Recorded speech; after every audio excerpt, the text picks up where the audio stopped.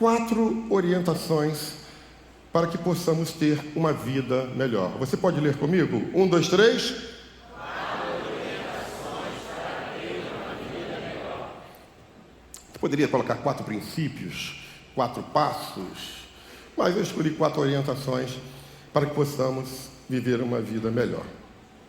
E o texto que eu escolhi foi do Salmo 1. E vamos ler, Salmo 1 vai ser projetado aqui atrás, se você quiser abrir aí teu celular, pegar a tua Bíblia, mas está sendo projetado, e vamos acompanhar a leitura. Salmo 1, versículo 1 diz: Bem-aventurado o homem que não anda segundo o conselho dos ímpios, nem se assenta no caminho dos pecadores, nem se detém na roda dos escarnecedores. Antes tem o seu prazer na lei do Senhor, e na sua lei medita de dia e de noite. Pois será como árvore plantada junto a ribeiros de águas, a qual dá o seu fruto na estação própria, e cujas folhas não caem, e tudo quanto fizer prosperará. Amém? Você pode estender a mão aqui para frente e orar por mim? Pai, em nome de Jesus, eu vou fazer uso da Tua palavra nesse momento. Quero Te agradecer pela oportunidade, pelo privilégio de estar aqui. Aqui está o meu coração, aqui está a minha essência, aqui está o meu desejo de ser totalmente dependente do Senhor nesse momento. O Senhor colocou essa palavra no meu coração, certamente Deus vai falar a mim e a muitos que aqui estão. Obrigado por tudo e usa-me conforme a Tua vontade, em nome de Jesus. Amém.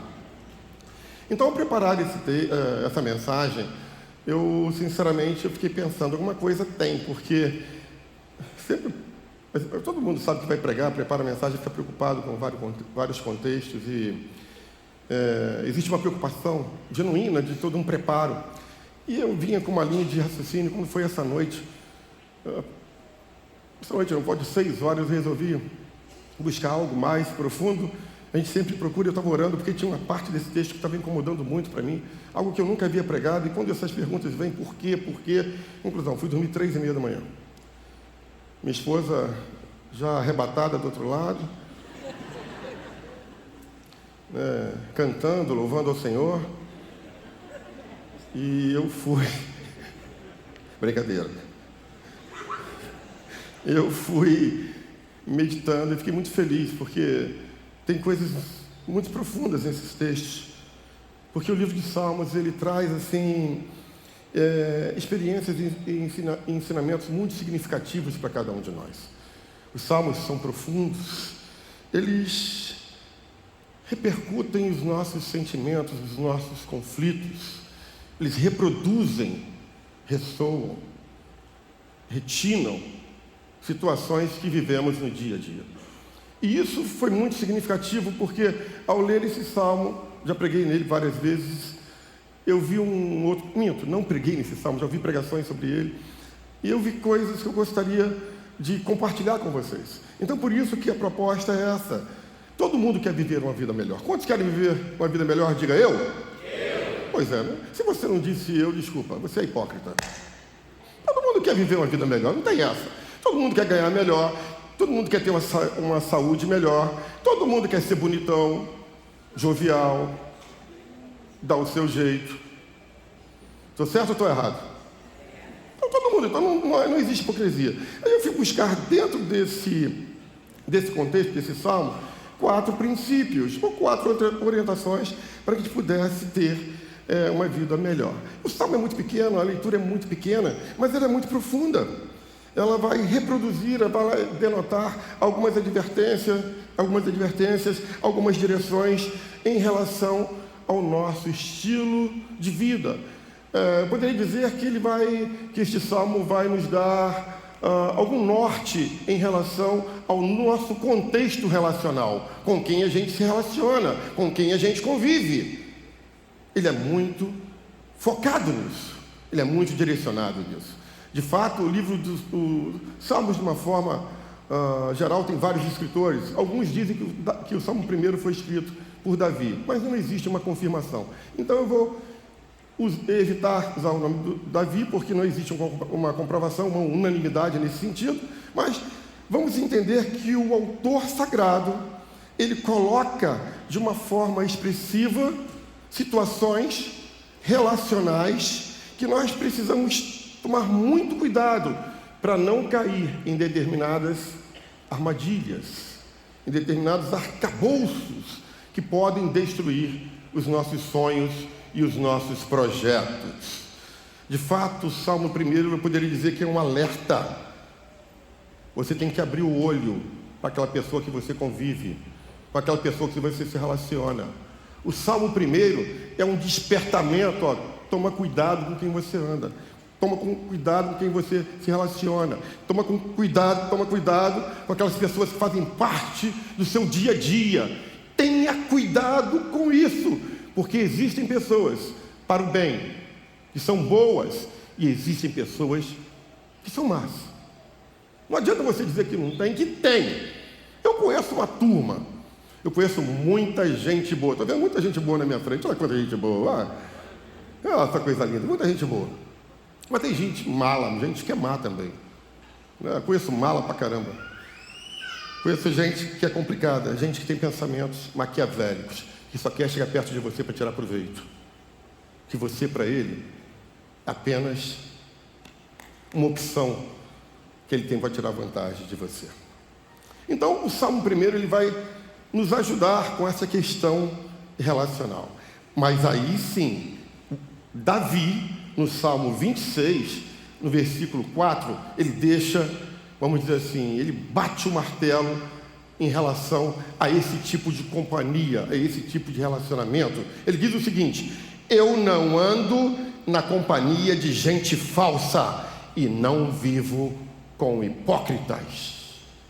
Você pode ler isso? 1, 2, 3.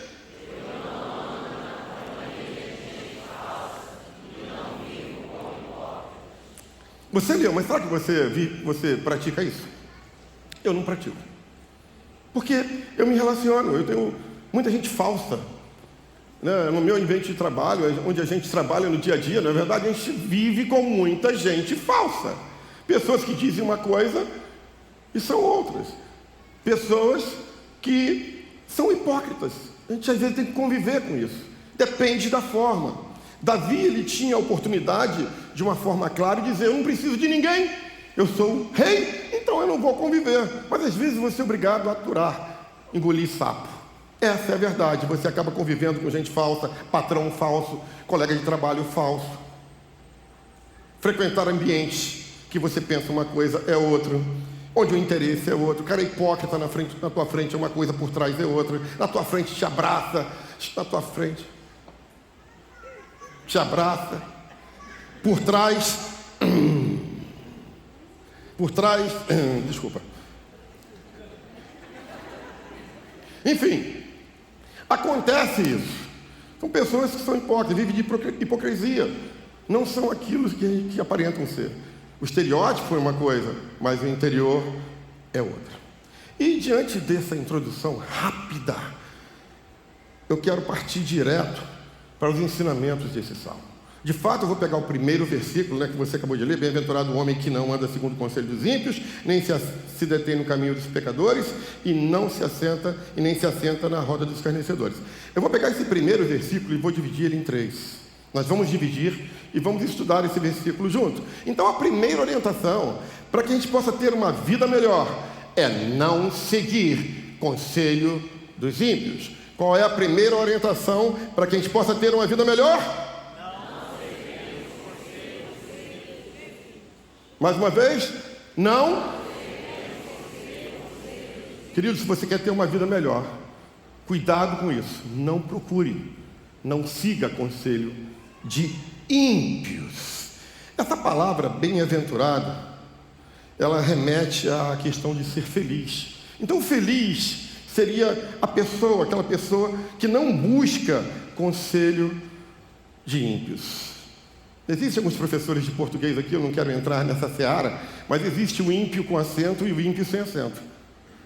Correto? Existe ímpio com acento, existe ímpio sem acento. Eu quero pegar um contexto todo e falar sobre, de uma forma generalizada, no que se refere ao ímpio. Porque muitas vezes, dentro da igreja, a pessoa pensa assim: nós somos crentes. Olha, eu conheço uma pessoa que é ímpia. O que é você para falar isso?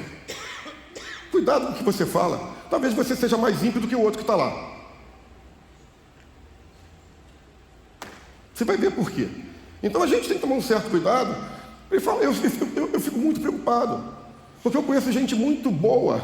Isso é uma questão, não é uma questão de crença, não é uma questão de religião, é uma questão de princípios e valores, de disciplina, de conduta. É isso que a gente vai começar a analisar. Então quem são as pessoas ímpias? As pessoas ímpias são pessoas perversas, pessoas inescrupulosas, pessoas que não querem o teu bem, pessoas que se aproximam de você para tirar vantagem, que olham em você uma oportunidade de se dar bem na vida. Essa pessoa tem um pensamento ímpio. Elas não medem esforços para fazer o mal. E não tem nada a ver com crença ou religião, mas sim com o caráter, com a índole, com a essência dessas pessoas. Isso se refere a uma pessoa ímpia. Porque existem inúmeros cristãos que são bons, assim como existem inúmeros cristãos que a gente tem que botar o pé atrás. Parece que a pessoa tem inveja de você. Se você prega bem, o cara não quer que você assuma um púlpito.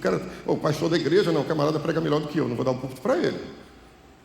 O cara canta melhor do que eu, não vou deixar ele cantar. A projeção de fulano vai ser melhor do que a minha, eu não vou deixar. Então, às vezes, você tem um princípio de um ímpio dentro da comunidade cristã.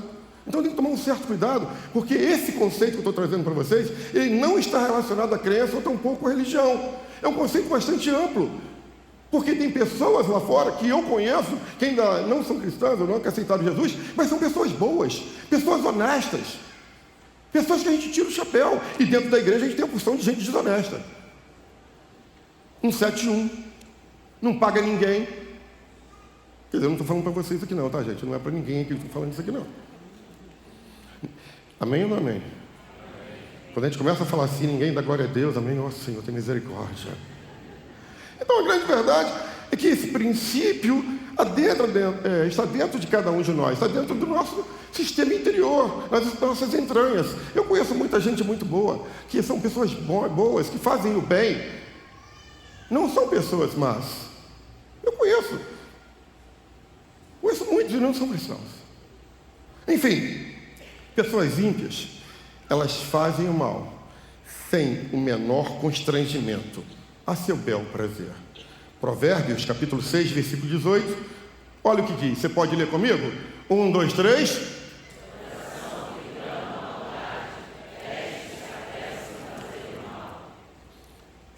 O escritor a Provérbios, no capítulo 6, é muito claro em relação a isso. Isso detona, ou retrata uma pessoa ímpia. A pessoa ímpia, ela surge em diversos aspectos, em inúmeras circunstâncias. Numa delas, é quando nossa vida está um turbilhão de problemas. Quando a gente passa por tantas situações inoportunas, quando tudo vira de cabeça para baixo, mas a pessoa sabe que você tinha uma condição. Aí aquela pessoa, em vez de chegar para você, e você está necessitado, às vezes você está dependente de uma palavra, necessitando de um abraço, você está vulnerável, você está com um sentimento bem frágil. Com fragilidade, nessa hora surge alguém para aproveitar. Essa pessoa é uma pessoa ímpia, uma pessoa de mau caráter.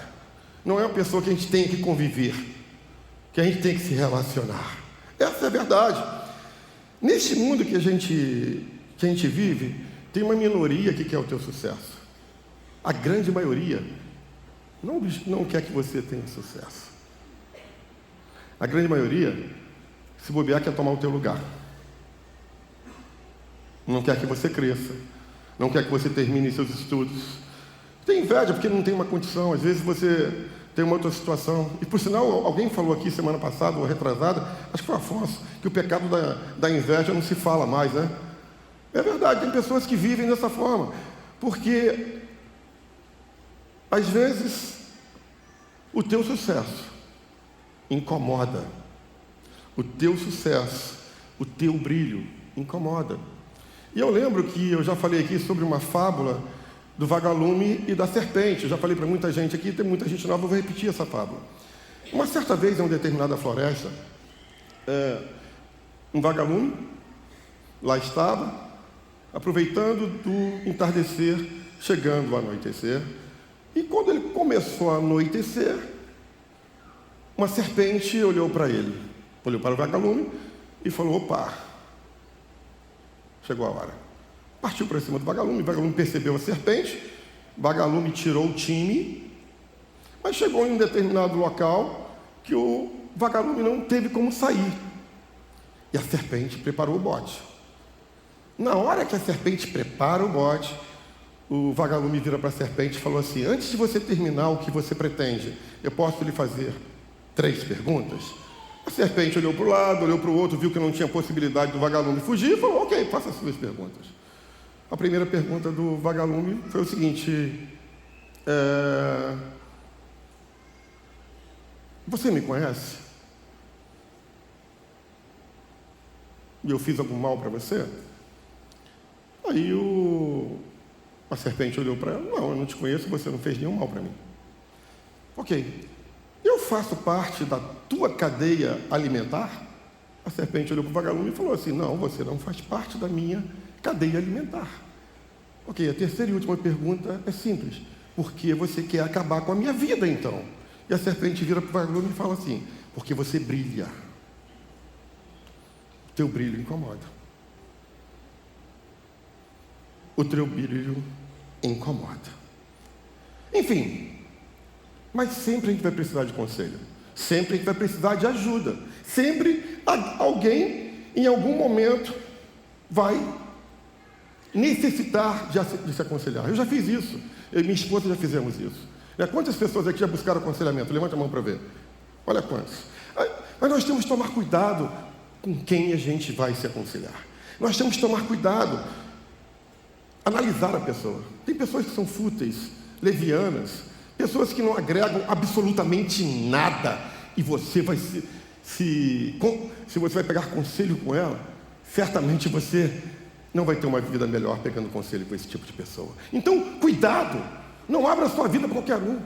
Não veja a primeira pessoa que está à sua frente e simplesmente vá buscar auxílio nessa pessoa. Quantos, devido a uma situação, uma problemática, ao desemprego, a perda de uma empresa, a uma situação que levou a uma determinada fatalidade, vai para um bar e enche a cara, e lá tem outros bêbados e vai pedir conselho para aquela pessoa bêbada. E fala assim: eu estou passando por uma situação, você poderia me ajudar? Nunca bebi não, tá? Não bebo. Mas só dedinho. E o cara vai pegar um conselho com quem não, desprovido de qualquer momento e sabedoria para fazê-lo. Então, tome cuidado. Se você quer ter uma vida melhor, não ande segundo o conselho dos ímpios.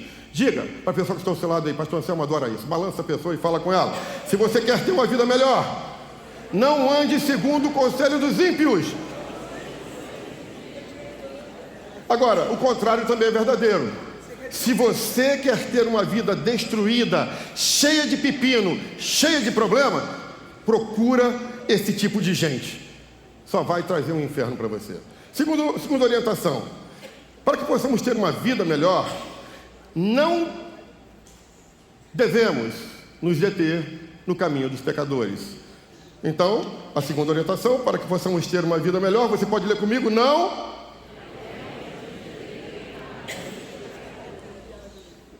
É a parte B do versículo. Bem-aventurado o homem que não se detém no caminho dos pecadores.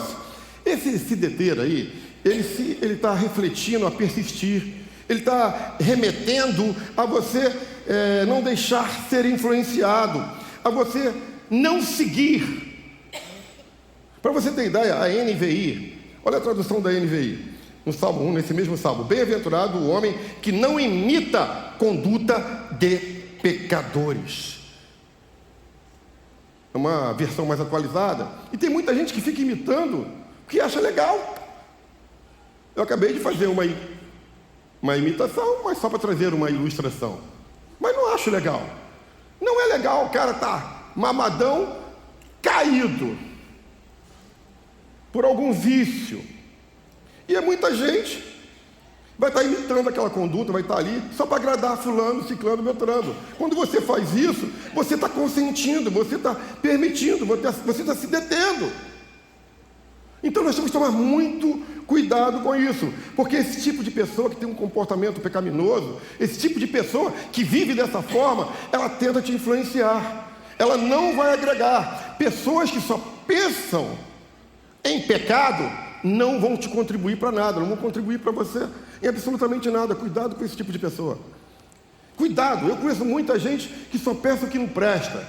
Se eu tivesse com essas pessoas, minha esposa já... Deixa eu ficar quieto. Se eu tivesse seguido esses conselhos, adeus, minha família, adeus, igreja, adeus, a minha vida, adeus, minha paz interior. Porque são pessoas que se deleitam no pecado, que vivem no pecado. E a gente, muitas vezes, estamos dentro desse contexto, nos deixando ser influenciados por eles, em vez de ser influenciadores. Quando você tiver esse tipo de coisa, e você for pregar a palavra, ou levar a palavra, e essa pessoa começar a não compartilhar do teu pensamento, não tem jeito, tem que existir uma ruptura. Não tem como você continuar com esse tipo relacional, com esse tipo de pessoa, que você vai ter problema. Olha que isso é Jesus falando, tá? Em Mateus capítulo 10, versículo 34. Se alguém não os receber, nem ouvir as suas palavras, sacudam a poeira dos pés, quando saírem daquela casa ou cidade. Olha, é importante a gente entender aqui algumas coisas, tá? Quando a gente entrega o nosso caminho ao Senhor, quantos aqui já entregaram a vida a Jesus? Levante a mão e diga: eu já entreguei minha vida a Jesus. Eu achei pouca gente, viu? Muita gente levantou, eu vi muitas mãos. Quero um sinalzinho para mim, dá até logo, mas a voz eu não achei. Quantos já entregaram sua vida a Jesus? Eu entreguei. 99% pessoal aí, então você já entregou a sua vida a Jesus, ok? Então o que eu quero dizer para você é o seguinte: quando você tem a sua vida com Jesus, os seus relacionamentos devem ser novos. Os relacionamentos antigos que traziam alguma situação contrária, que te contaminavam de alguma forma, começam a ficar de lado, e você precisa ter relacionamentos novos. Novos relacionamentos surgem. Por exemplo, há pouco tempo atrás eu não me relacionava com o Carlos Anselmo, eu não me relacionava com o Afonso, tampouco com o Alvir, com muitas pessoas aqui. Hoje vocês fazem parte do meu grupo relacional. Os grupos de conexão, até pouco tempo atrás, vocês não estavam ali. Hoje é um novo grupo, porque vocês tiveram um encontro com Jesus e lá estão. Vocês estão entendendo, amém? Então, quando você encontra Jesus, quando você tem esse momento de relacional com Jesus, imediatamente, se uma pessoa lá de fora não consegue entender, tenta te influenciar, não adianta, você tem que bater o pé, você já falou, não pode permitir que aquilo venha contaminar e tirar você do seu foco. Muito pelo contrário, você que tem que inverter a situação. Então, essas questões todas surgem. Uma outra questão são os ambientes. O ambiente que a gente frequenta é outro. Por exemplo, todo mundo está aqui agora, um calor de 40 graus. Temos aqui, sei lá, talvez 900 pessoas? 800, 900 pessoas, eu calculo.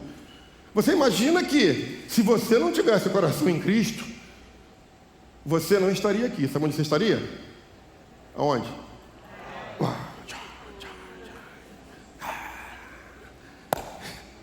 Uma praia caía bem, né? Mas a gente tem um coração de Cristo. E a gente está na igreja. Por quê? A gente está na expectativa da manifestação do poder de Deus. A gente está na expectativa dos anjos do Senhor passearem no nosso meio. A gente está na expectativa da unção de Deus nos tomar, mudar e transformar a nossa realidade. Amém? Você vai dar um glória a Deus aí? Então, queridos, os nossos ambientes são outros ambientes. Aquele ambiente que você frequentava para cheirar, para fumar, para entornar, tem uma ruptura. O teu ambiente que você passa a frequentar é de glorificação ao nome de Jesus. A tua casa, que até então era um inferno, passa a ser a igreja de Jesus. O teu emprego, quando você era um cara tão diferente, pô, esse cara era assim, aqui, daquele jeito, aquele ambiente muda. É diferente. É ou não é? Então existem essas rupturas. E se isso não bastasse, a nossa vida é transformada. Aquele cara que pecava o tempo todo, continua pecando. Mas existe uma regeneração, uma transformação. Existem correntes, rios de água-vida viva, que passam a fluir de dentro de nós. E a gente começa a ver a vida de outra forma. Os problemas continuam os mesmos, a situação continua a mesma. A doença vai bater, o desemprego vai bater, frustrações vão surgir, mas a forma como enxergamos é uma forma diferente. Por quê? Nós temos alguém que está conosco, que entende a nossa necessidade, que nos ajuda a caminhar, que é mais do que vencedor, que venceu e vai fazer de cada um de nós mais do que vencedores. Simples assim. Agora, isso não significa que a gente vai deixar de pecar. A gente vai pecar e vai pecar sempre. Hoje mesmo eu já pequei.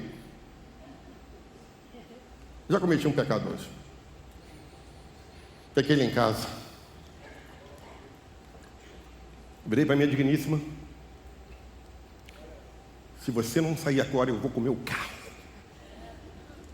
E ela virou e falou assim: vá com o seu carro.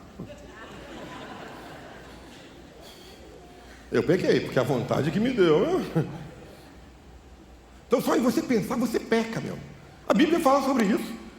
Só você pensar e você peca. Eu pensei mesmo. Você não vai não? Eu não vou. Eu falei, tá bom, eu vou embora, eu vou sozinho. E aquilo me deu uma raiva, sabe? Aquilo surgiu assim, aquela... tá bom, eu vou sozinho. Mas não era vontade. Não queria fazer isso. Então, às vezes, você pensa em fazer determinadas coisas. Você quer ver uma coisa? Só em pensar a gente peca. Adultério. Os homens aqui. Tu está sendo pertinho da tua mulher aí agora. Ó, Pai. Ó, Senhor. Está quietinho. Sua mulher está do teu lado. Daí a pouco você está caminhando na praia. Me passa, fala uma mulher bonita aí, linda. Minha esposa é linda, nem para com isso. Vamos pensar numa mulher linda, gente. Fala aí o nome de alguém, você não conhece ninguém bonito aí, artista, sei lá o que. Hã?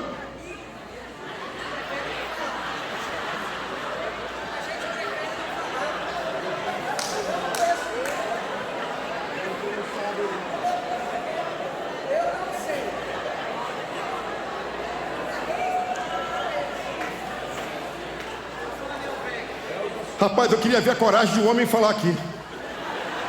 Você levar um tapa, meu. Lá na galeria eu vi alguma coisa lá de cima, hein?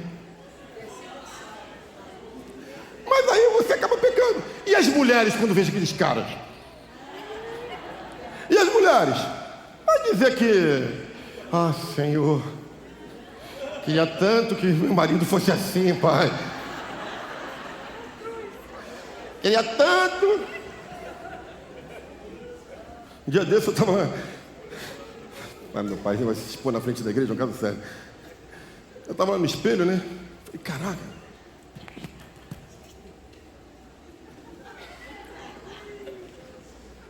Aí eu fui pro futebol ontem. Quando eu vi a imagem do Cristiano, eu fiquei feliz. Quando eu vi os jogadores lá, eu falei, caraca, eu tô bem pra caramba, meu. Então é isso, às vezes a gente peca no pensamento, a gente não tem como se livrar do pecado, sabe por quê? A nossa essência é pecaminosa, o pecado ele vive dentro de cada um de nós. Nós somos intrinsecamente ligados à realidade do pecado. Olha o que diz Romanos 3:23, porque todos pecaram e destituídos estão da glória de Deus. Quem está falando isso é o apóstolo Paulo, o cara era, quem você sabe, o ícone da igreja gentia. Servo fiel, está aqui, ó, porque todos os pecados destruídos estão da glória. E ele vai falar, por causa da minha natureza humana, eu sou escravo do pecado. Romanos 7:25, a parte B. Não adianta, a gente vive num mundo de pecado. Eu vejo, tudo bem, texto sem contexto vai ser sempre um pretexto. Sede santos porque eu sou santo. Sim, a gente tem que procurar a santidade. A gente tem que lutar contra o pecado. A gente nunca vai deixar de lutar contra o pecado. Mas fato é que o pecado vai te bofetear toda hora. O pecado vai estar sempre diante de você. O segredo é não desistir. É procurar ajuda em Jesus. Porque você vai...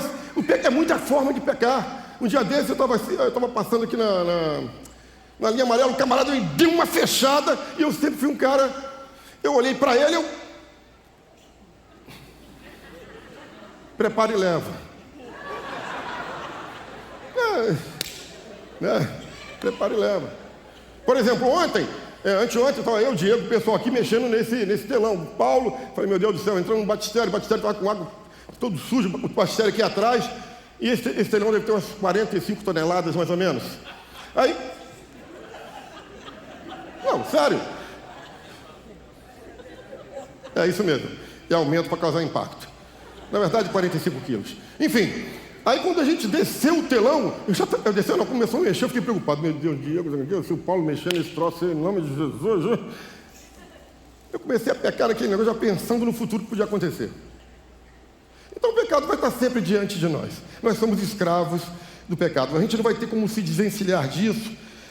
Agora, o apóstolo Paulo, em determinado momento, ele vai olhar para dentro dele, vai começar a se questionar. Vocês conhecem bastante esse texto, Romanos 7,15.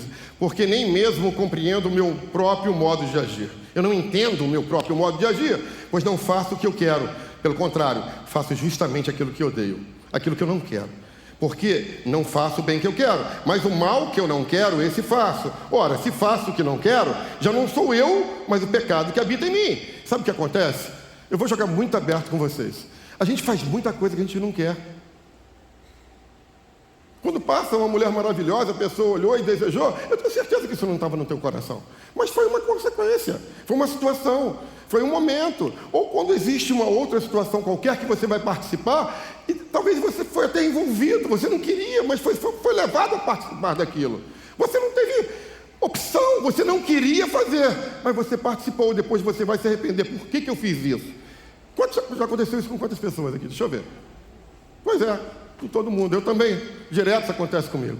Então, observa que tem uma luta travada, Paulo está lutando, nós também estamos assim. Em determinado momento, Paulo está gritando, ele chega a bradar, Romanos 7,24, miserável homem que sou, quem me libertará deste corpo mortal dominado pelo pecado? Querido, escreve uma coisa, não é porque todo mundo faz que você vai fazer, não é porque todo mundo aceita que você vai aceitar. Tem muitas ideologias surgindo aí, que uma grande maioria, que eu acho que é a minoria, está aceitando. Não é porque todo mundo aceita que você vai aceitar, não. Na igreja, no evangelho, não existe democracia, existe Jesus-cracia. Então não é porque todo mundo erra que você vai errar, não é porque todo mundo faz que você vai fazer. Amém? Então, se você quer ter uma vida melhor, não siga o conselho de ímpios, não detém nos caminhos de pecadores, e também, para que você tenha uma vida melhor, você não deve se assentar na roda dos escarnecedores. Escarnecedor são pessoas irônicas, que zombam, que ficam fazendo chacota de você por qualquer coisa.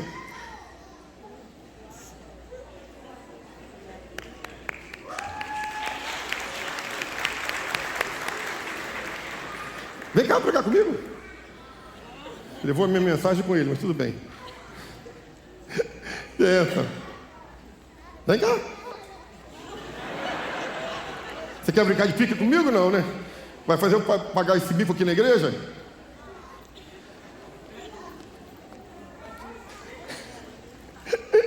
Que tranquilo, benção. Deus abençoe.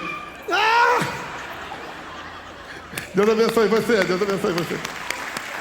Deixar vir as minhas criancinhas. Não, deixar vir as minhas criancinhas, porque das quais é o reino de Deus. É onde eu estava agora, peraí. Parte 3.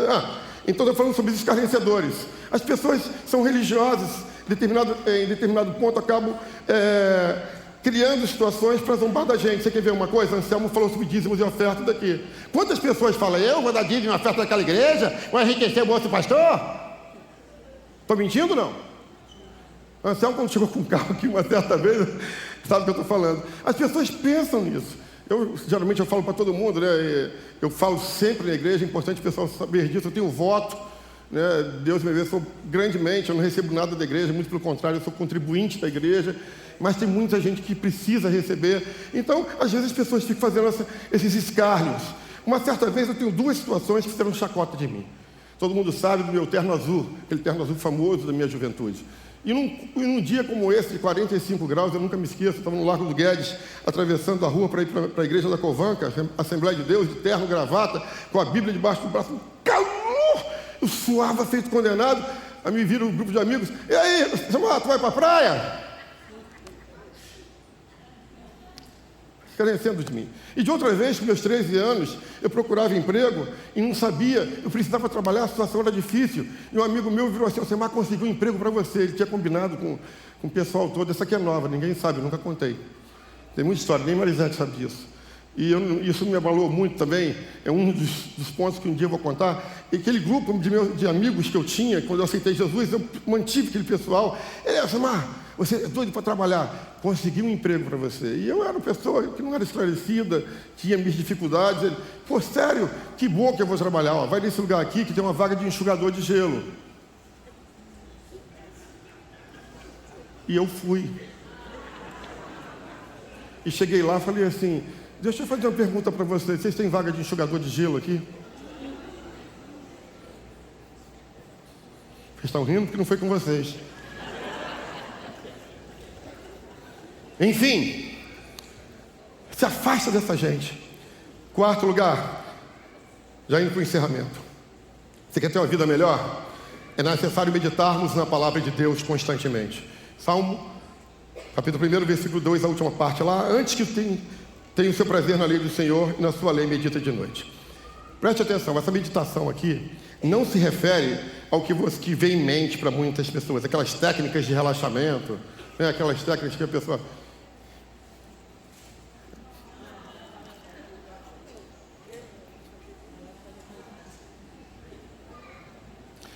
Não é isso não. Uma certa vez eu vi o pastor Anselmo. Não, tenho que contar. Eu cheguei aqui na igreja, estou vendo o Anselmo assim.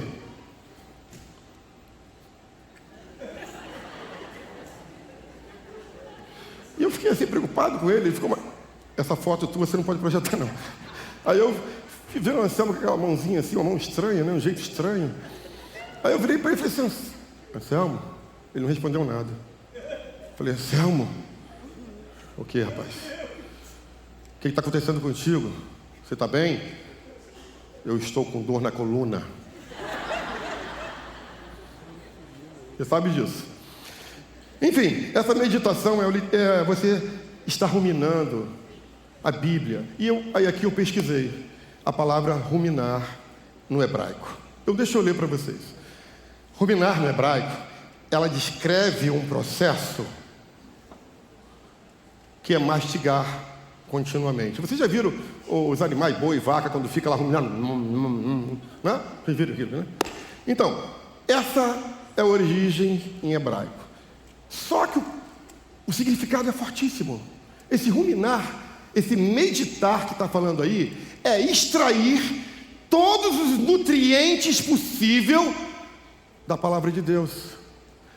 Significa que você tem que engoli-la, você tem que ficar ruminando, extrair o máximo possível para que você se mantenha firme, entenda todo o teu contexto de vida e que a palavra do Senhor venha te auxiliar a viver no dia a dia. É pensar, é inferir, é meditar, é buscar.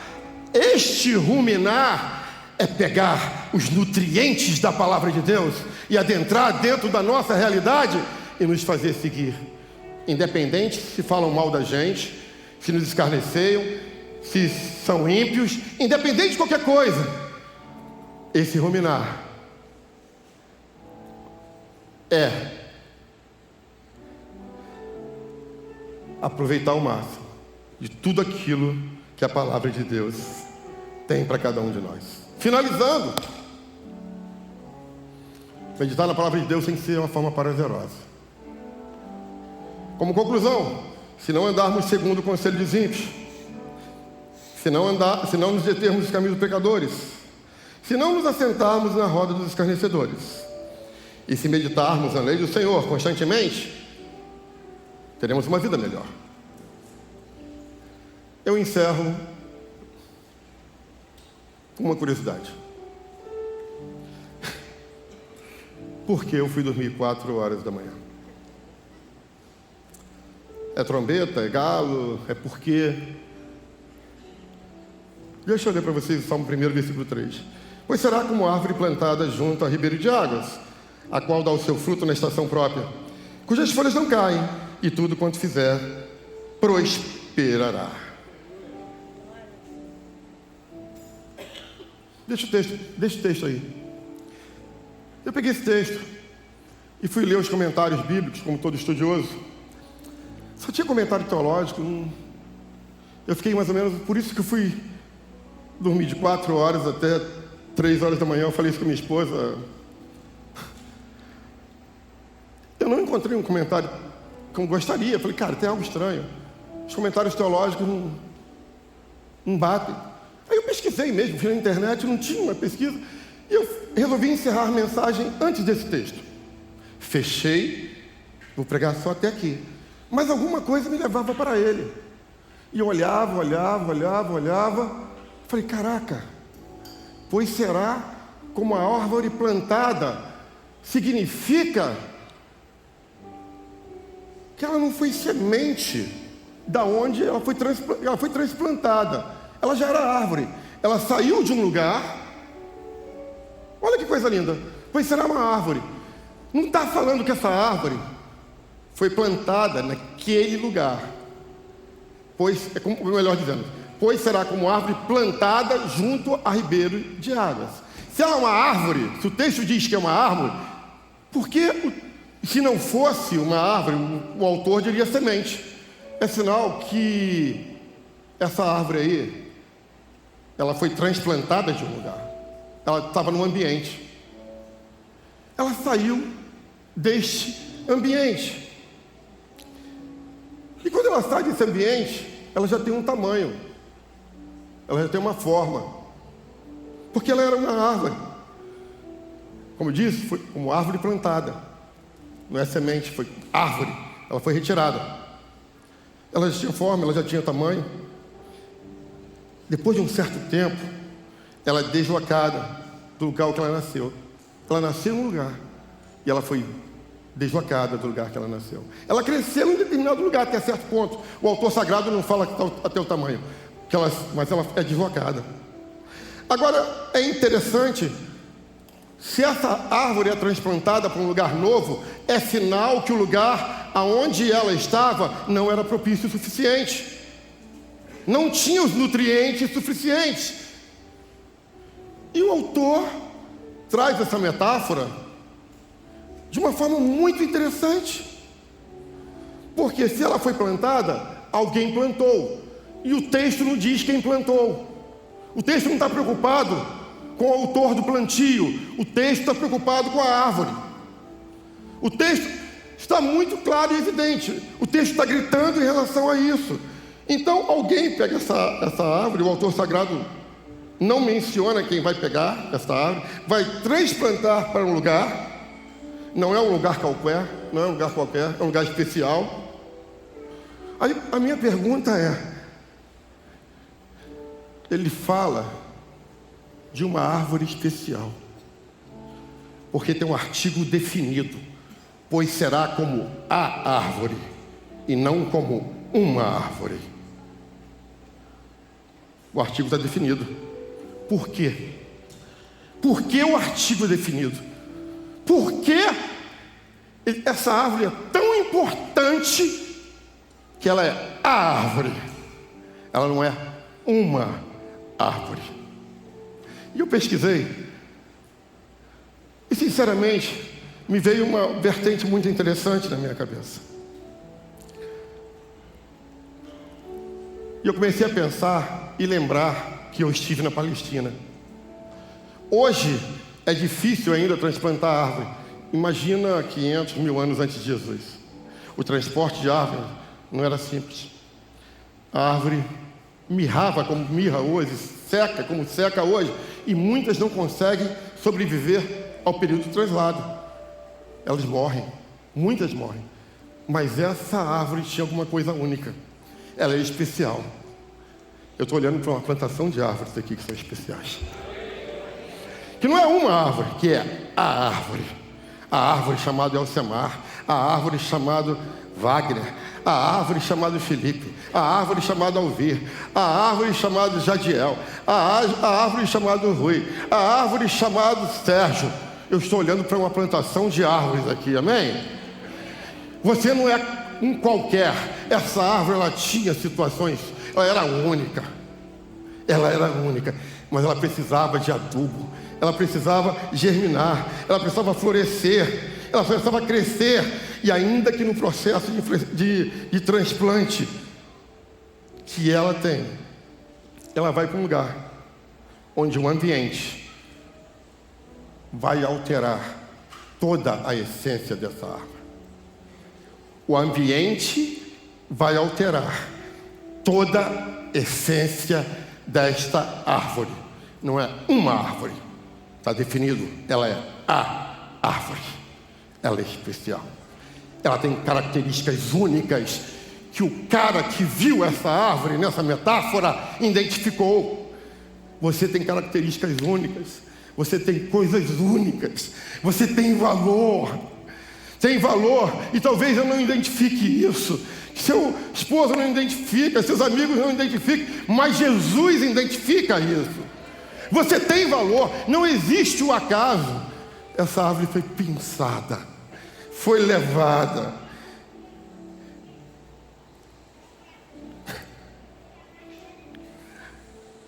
E ela vai para um ambiente fértil. Agora é interessante que ela vai para um ambiente muito fértil, mas ela não dá fruto toda hora não. Ela dá fruto na estação própria. Ainda que você esteja em lugares que possam ser rios de água viva, tudo tem seu tempo.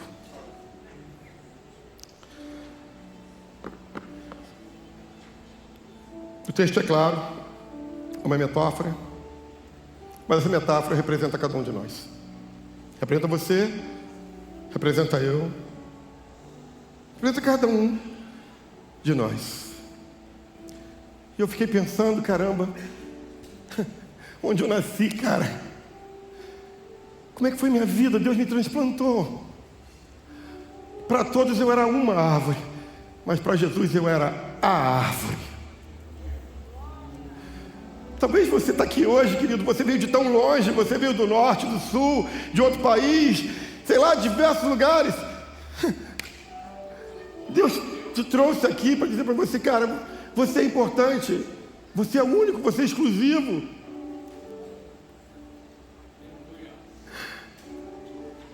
Quem sabe você nunca frequentou lugares férteis. Quem sabe as suas decisões não foram assertivas. Quem sabe as decepções chegaram até você. Você pensou em desistir de tudo. Pensou até na morte, como aconteceu comigo. Eu pensei em cometer suicídio já algumas vezes, já contei isso. Perdi tudo. Um incêndio acabou com toda a minha estrutura. 2 pessoas morreram. E o fantasma da morte daquelas pessoas eu carrego até hoje. De vez em quando eu ouço uma voz dizendo, você é culpado. Tem coisas que não tem como mudar. Mas alguém me deu a oportunidade, alguém falou assim, não, ele não é uma árvore, ele é a árvore. Você é uma árvore, querido. Talvez possa ter dado tudo errado na tua vida no passado. Você nasceu uma pequena árvore, mas Jesus te transplantou, pegou você e te levou, tirou você de um lugar árido e falou, não, ele vai produzir frutos na estação própria. Talvez você já pensou em cometer suicídio, desistiu de tudo, teve no auge e hoje está numa situação muito difícil. Eu quero te dizer para você que não acabou. Você talvez esteja no processo do transplante, está definhando, está perdendo, só perde, está minguando, porque existe o período em que a árvore naquela época saía e passava por um período de dificuldade, mas chegou na hora. A tua hora vai chegar em nome de Jesus, amém? Diga em nome de Jesus, eu sou a árvore que Deus escolheu para dar frutos, e frutos em abundância. e tudo que eu fizer vai prosperar.